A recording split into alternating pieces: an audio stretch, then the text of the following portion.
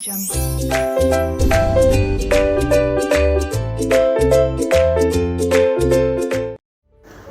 in the exam hall and we are sitting for the exam, the degree of pressure that's there in our head is tremendous.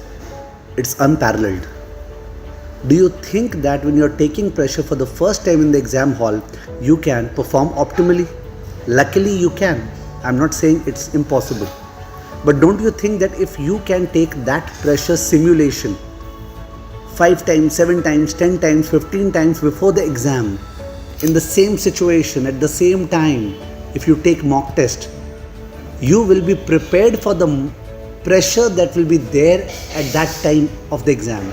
Please remember, pressure builds diamonds. If you want to be a diamond, you want to ensure that you can take pressure, and you have to therefore perform, simulate, take mock tests for the purpose of ensuring that yes, in that pressure situation, I will be performing my optimum.